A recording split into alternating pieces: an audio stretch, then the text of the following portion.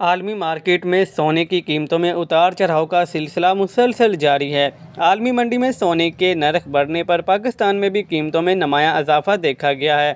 Media reports کے مطابق عالمی مارکیٹ میں سونے کی قیمتوں میں اضافہ ہونے کے بعد پاکستان میں بھی سونے کی فی تولہ قیمت میں 1400 روپے کا اضافہ ہو گیا ہے۔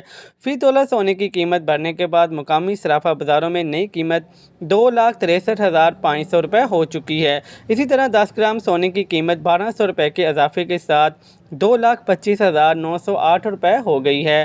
گزشتہ روز ملک میں فی تولہ سونے کی قیمت میں 2,000 روپے اضافہ ہوا تھا۔ عالمی سطح پر فی اونس سونے کی قیمت میں $15 کا اضافہ ہوا، جس کے بعد نئی قیمت $2,518 تک پہنچ چکی ہے۔ اسٹیٹ بینک نے نئے نوٹوں کی سیریز کے مقابلے کے نتائج جاری کر دیے ہیں۔ نئے کرنسی نوٹوں کے ڈیزائنز کو شارٹ لسٹ کر لیا گیا ہے۔ اعلامیے کے مطابق اسٹیٹ بینک نے 10 سے 5,000 کے نئے نوٹوں کے ڈیزائن کو شارٹ لسٹ کر لیا ہے۔ 500 روپے کے 2 نوٹوں میں محترمہ فاطمہ جناح کا نوٹ شارٹ لسٹ کیا گیا ہے۔ 1,000 روپے کے نوٹ پر لیاقت علی خان اور اس کے مکے کا نشان ہے اور پچھلی طرف ہاتھوں کی زنجیر موجود ہے۔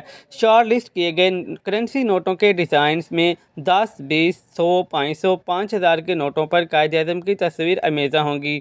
شارٹ لسٹ کیے گئے ڈیزائنز کو بین الاقوامی ڈیزائنرز کے پاس بھیجا جائے گا، جو ڈیزائنوں کو دیکھ کر فائنل کریں گے۔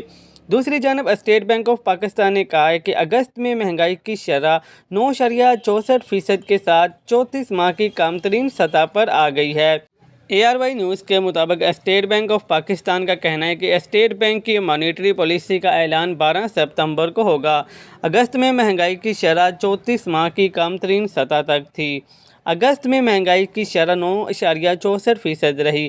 اگست 2023 میں مہنگائی کی شرح 27.38% تھی۔ ٹریزری بلز میں سرمایہ کاروں کی ایک سالہ مدت نیلامی میں بڑی دلچسپی رہی۔ نیلامی میں 700 ارب ہدف سے زائد 835 ارب کے بلز فروخت ہوئے۔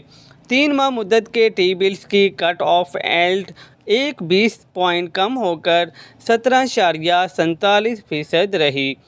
6 اور 12 ماہ مدت کے ٹی بلز کی کٹ آف ایلڈ برقرار رہی۔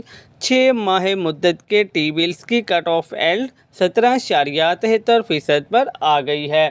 مزید نیوز اپڈیٹس کے لیے چینل کو سبسکرائب کر لیں تاکہ ہر آنے والی نئی اپڈیٹ سب سے پہلے آپ کو مل سکے۔